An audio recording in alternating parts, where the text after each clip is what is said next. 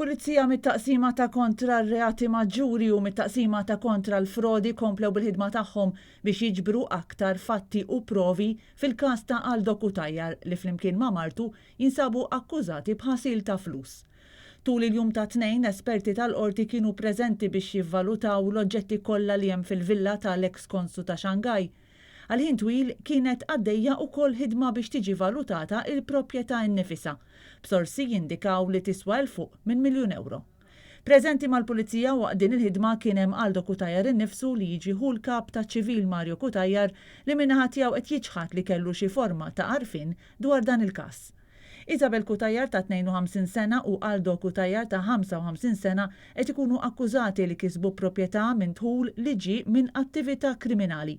Meta l-ħadd tresqu b'urġenza l-qorti il-koppja wieġbet mhux ħatja l-akkużi. Intant wara l-iżviluppi tal-aħħar ġranet diversi deputati tal-Partit Nazzjonalista qed jinsistu li l-pożizzjoni ta' Mario Kutajjar bħala kap ta' ċivil mhix aktar tenibbli. Il-fatt li hu iddaħħal jaħdem lura mill-ġdid fis-servizz pubbliku bħala konslu wara li kien instab ħatim il-qorti u kien taħt interdett huwa skandalus.